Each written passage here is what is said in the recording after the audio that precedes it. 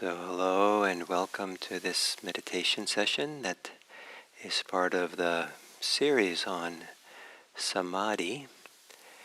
And the last 2 days I've emphasized that, or taught how Samadhi can be understood as a progressive process of calming the mind, stilling the mind in a way that leaves the mind not frozen or offline, but leaves it kind of luminously awake and clear and kind of a very peaceful, lucid awareness.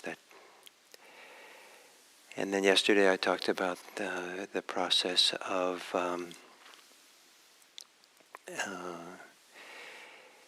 stilling the mind, not just calming it, but letting go of clinging, a progressive process of clinging less and less and less contraction, less tightness, less holding on, until there's a feeling of a kind of a phenomenal degree of freedom in the mind, because it's not disturbed by anything and it's not clenched or held or resisting. It doesn't feel safe, but it has because that's too active to have that feeling and idea. But it's a situation of predominant, pervasive kind of safety that is so safe, the idea of safety and danger disappears. And then today I want to emphasize that Samadhi, going through the jhanas, is a progressive stilling, quieting, or releasing, or dropping the activities of the mind that involve selfing, that involves taking something, using it to define who I am, commentary about oneself, having concepts and ideas of who I am in some way, that we're living in those concepts and ideas, even if they are subconscious and they're not really part of the conscious thinking mind. We are stilling and quieting even the very subtle activity that of emness. I am. It's just a feeling I am, not I am anything in particular. But we'll see as we go into this that the feeling of I amness, there's a locus, there's a kind of a place where something, kind of a concentrated area of a concentration or a coagulation, a contraction or a pressure point inside that's identified emness, that seems to be here no matter what, unconditioned by events of the world. There's still the one who knows, the one who thinks, the one who is. And oddly enough, because it's so strange from how we normally live our lives, this is an activity of the mind that constructs that makes that, and that quiets down. So all the constructions, all the thinking, all the mental formations that have to do around me, myself, and mine, that has to do around I, none of that is rejected. None of that is no philosophy that says that shouldn't be there.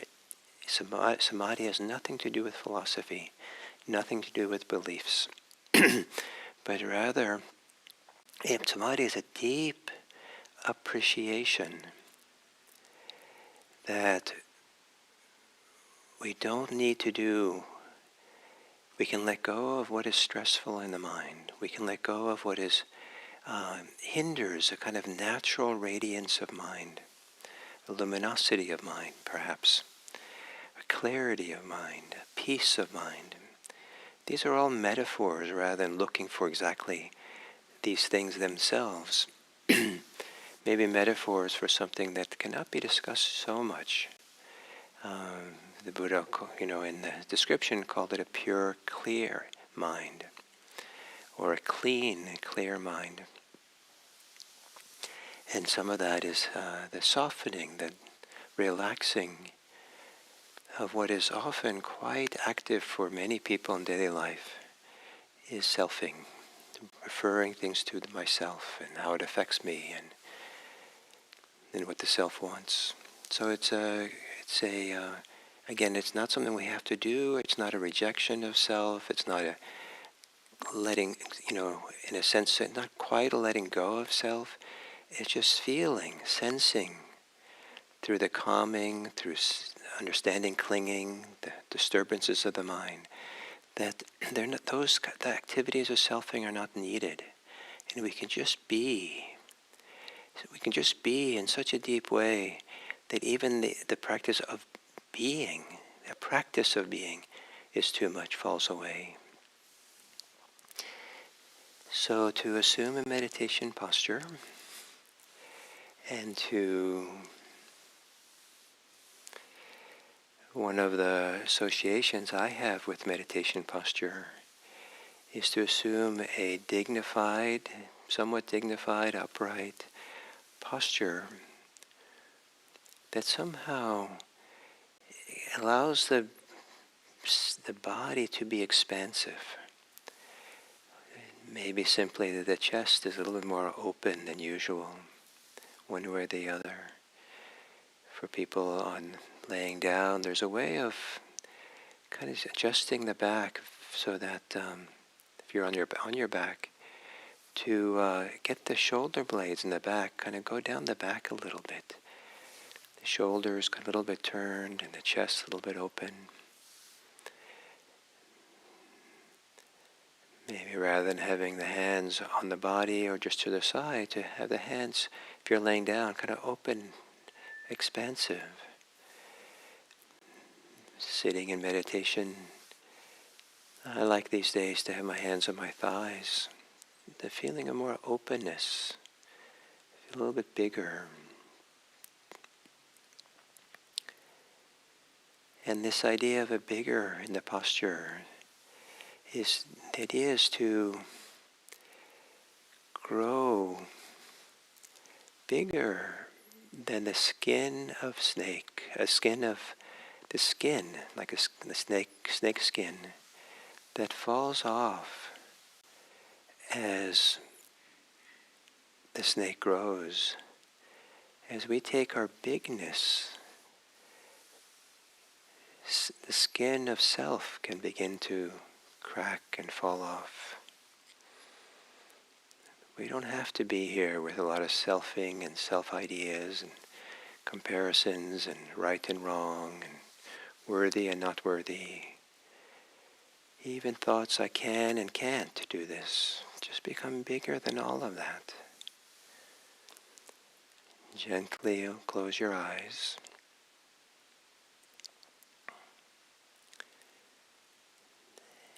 And with a way that maybe you can enjoy, slowly take some deeper breaths, just deep enough so it stays enjoyable. But these deeper breaths, again, make your in-breaths make you bigger. Big enough to shed thoughts, ideas, memories, feelings that make you smaller, that keep you small.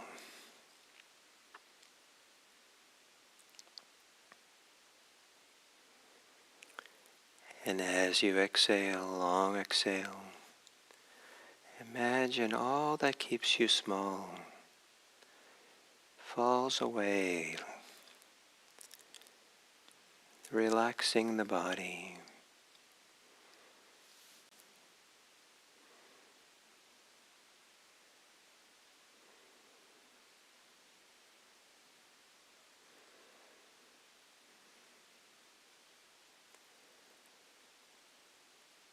And then letting the breathing return to normal.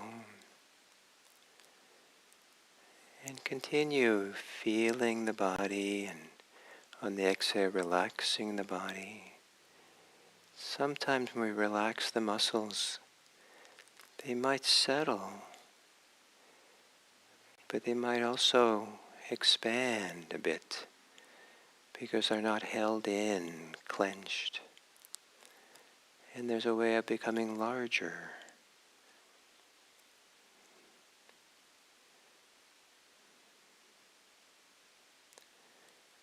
Generally, relaxing the body will relax the mental constructs that we live by. Relaxing the mental constructs relaxes the body.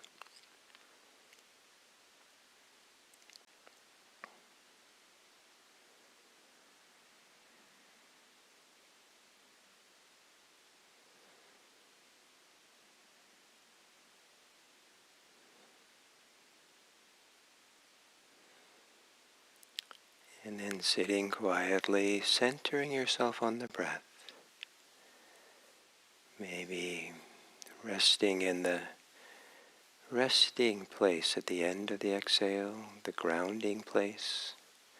And from there, feeling the expansive of the inhale, the return of the exhale, feeling that rhythm as a way of helping the mind settle also and relax.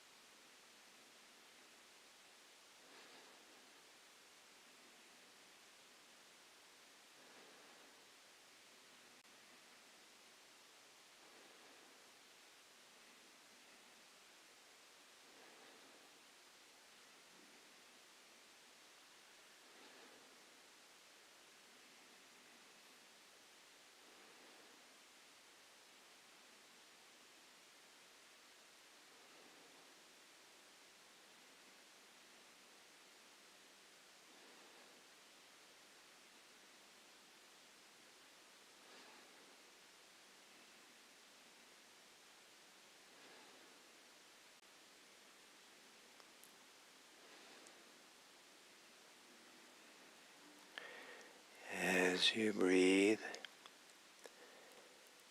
to see if you can feel the tension or pressure, maybe even clenching, that might be associated with the activity of selfing, often manifested in the thoughts that are centered on self.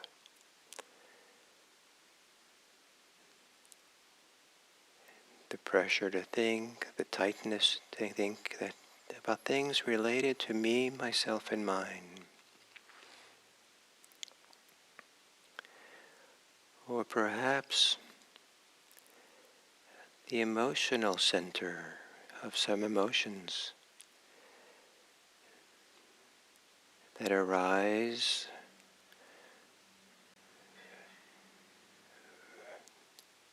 from the stories and ideas and experiences that we carry as a concern of me, myself, and mine. So the center of self in emotions, in thoughts, in the body. Feel that as you inhale. And on the exhale, let it fall away.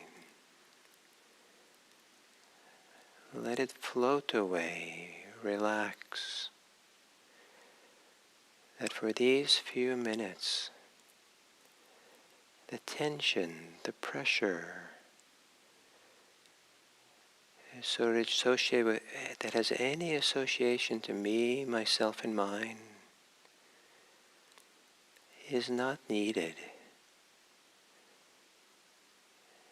And you can stay large and have the snake skin of self fall away.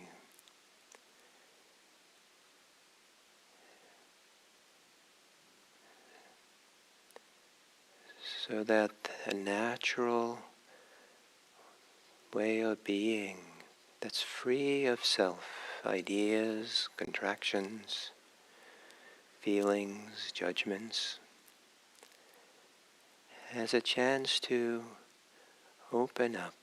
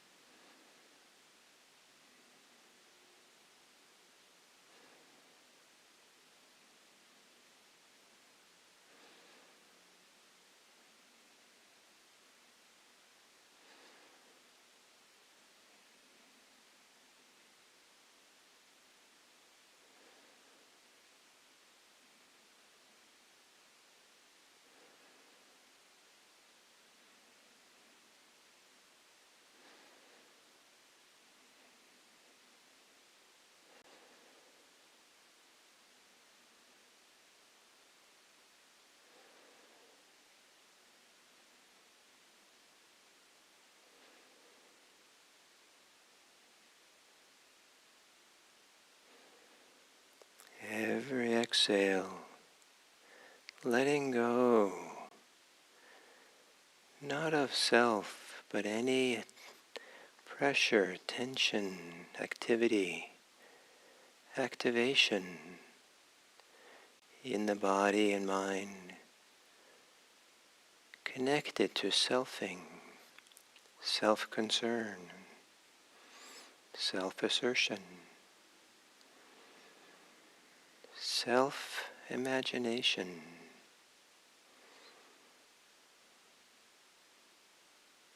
letting go of it all.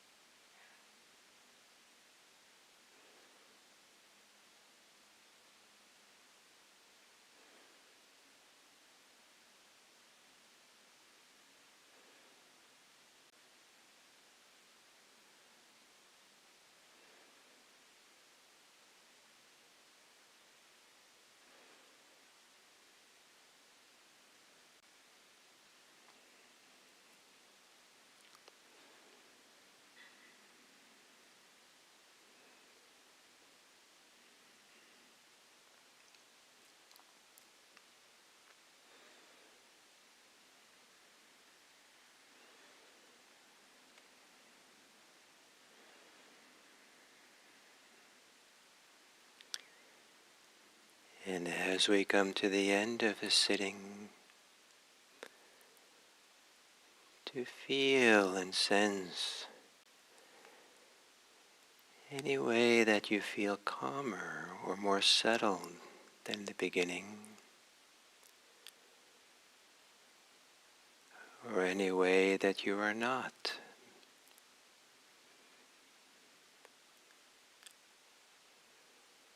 In either way, can you, for the last few moments here, let go of anything that is not calm, anything that is not peaceful, even if it's just letting it recede a bit to the periphery. Let go of holding. Let go of resistance.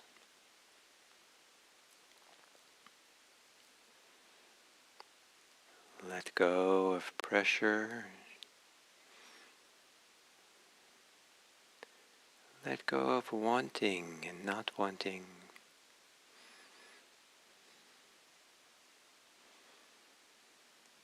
And as you do so,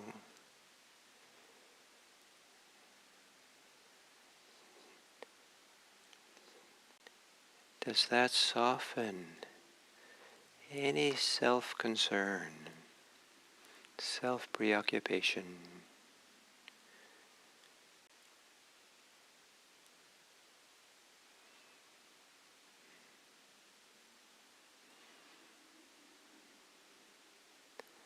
And in the middle of it all, maybe there's some feeling, sense of a clear, clean awareness that takes a form of a radical simplicity.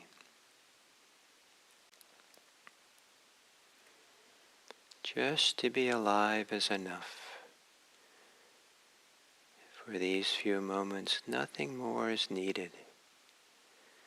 And to sit here quietly, peacefully, allowing the body, the mind, to breathe, to exist, with nothing extra at the center of awareness.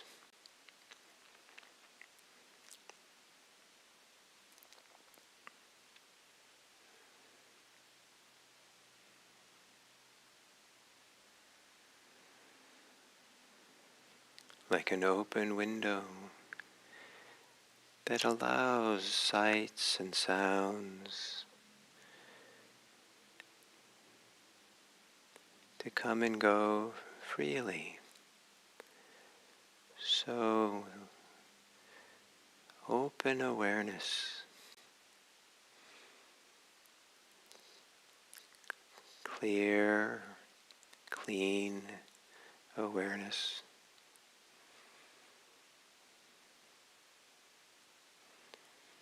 With which you allow yourself to feel, see the people of this world,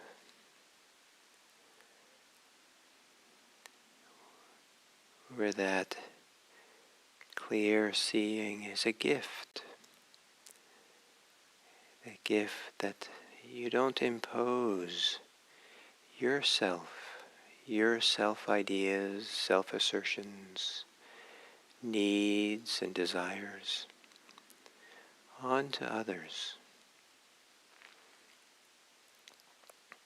You don't require them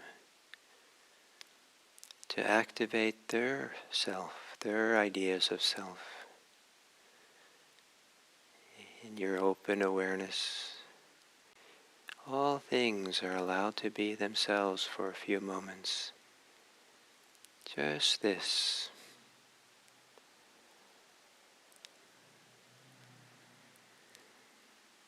And then connecting it all. A simple goodwill and care that wishes for the well-being of all beings. May all beings be happy. May all beings be safe. May all beings be peaceful. May all beings be free.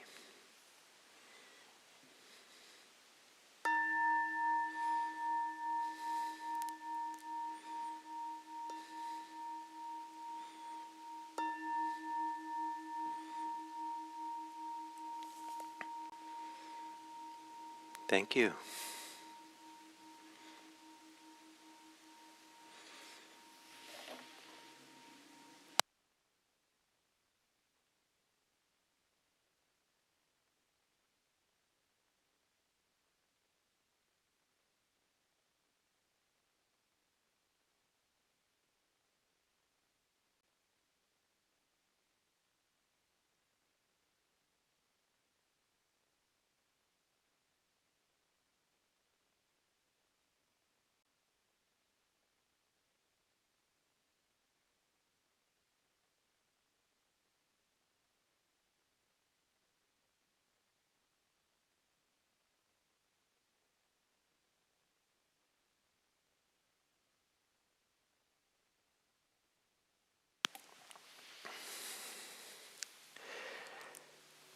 So hello and welcome to this,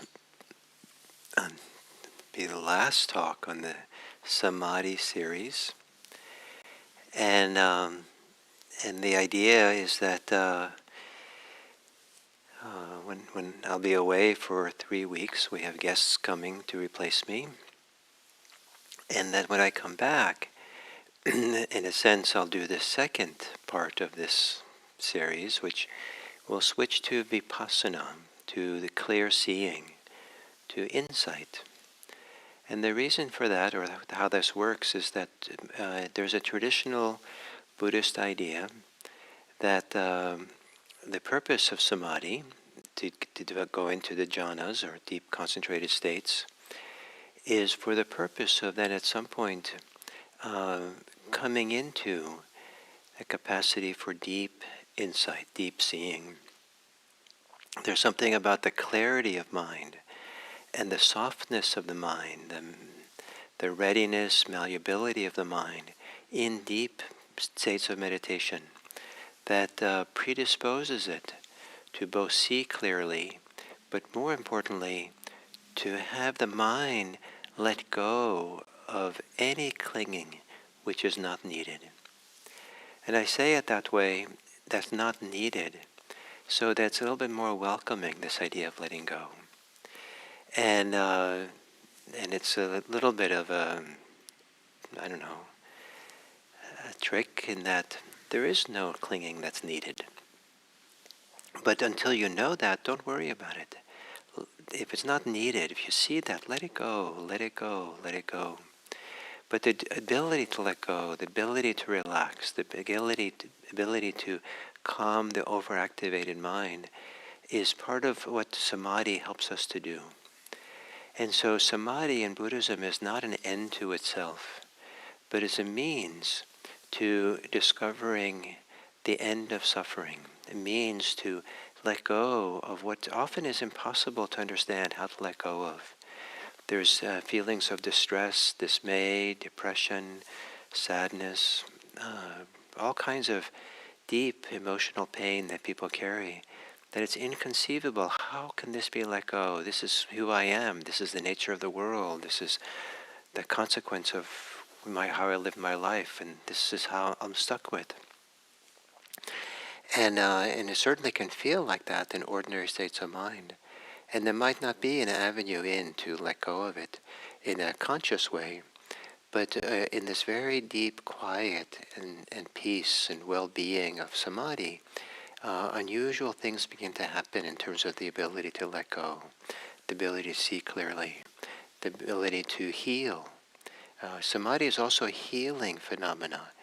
And I shouldn't underestimate how significant it is to allow the well-being, the goodness of Samadhi to recondition us from the difficult conditioning we've had growing up or through our lives, which can be so deep that I was really surprised when I sat my long retreats to get the mind so still and quiet, kind of going into kind of the deepest places of my mind, and find that there was things I was attached to that I had no idea that I was attached to. And one of my thoughts was kind of in surprise about it all, was how did I let those people into my mind that deeply? And that doesn't make any sense for them to be have occupied, taken up space in that depth of my mind. That is so personal. That's a place that doesn't, that where I should be free. I shouldn't be caught. I shouldn't be preoccupied with these people, these kinds of activities. That's kind of like being possessed in some way. So Samadhi really helps. So we go through this process of Samadhi, of deepening the stability of mind, deepening the settledness of mind, deepening the unification of mind, deepening the calming of the mind, filling out into the vast centeredness, simplicity. And that simplicity matures in the fourth jhana, where it's radically simple. And one of the things that it comes into highlight better more and more as we go deeper into Samadhi, is when selfing, when attachment to self in any kind of way, attachment to self-image, attachment to ideas of self, attachment to what the self needs, what's right or what's wrong with self, any kind of attachment to emotions connected to self, thoughts, judgment connected to self, we start seeing them in more highlight, and we see that they're not needed. So we see how they diminish us, how they disturb us, how they, in a certain kind of way, take us away from deep intimacy with ourselves. If we use that word self all the time, so it's almost like preoccupation with self takes us away from the self. Preoccupation of self takes us away from a deeper intimacy with who we are. It's a little bit, oddly enough, too much preoccupation in self, caught up in self. For example, an extreme aversion, narcissism, or heavy-duty conceit, delusions of grandeur, is in fact an alienation from self, and then losing touch with ourselves in that process. So deep samadhi, we are seeing how this works, and we see we're better off to let go, and not to have any preoccupation with self. And the metaphor in the fourth jhana, I kind of see as being expressing this to me in a nice way. As a person sits covered from head down with a white cloth, so there's no part of its whole body that is not covered by that white cloth. No part of the whole body is not covered or filled with a clean, clear mind. And what I like about this idea of being covered with a cloth is that the details of a person are not seen. Someone walking by, they don't see something. They don't see their physical characteristics very well. A lot of the details of who they are, what their gender is, what all kinds of things about the person are not seen. But you see the general outline. Just this is a human being there. And it's not just others, but also ourselves. We're not caught up anymore with our particular physical characteristics or our particular emotional capacities or particular mental activities or what our thoughts are. These recede and settle away. And so there's this beautiful feeling of maybe a piece of cloth that's very, very clean, untarnished, beautiful, letting a beautiful sunlight come through that's very peaceful and clear, that without even ourselves seeing all the details that we've been so caught up in, maybe for a lifetime. And so there's much less self in these deep jhanas. And then because of that, there's insight to seeing when self arises, to see the idea of self, and you see very clearly that's just an idea, that's just a thought. The thought doesn't really represent what's really more intimate, deeper, more full, or more true about what's here in this lived life. And then there might be a letting go.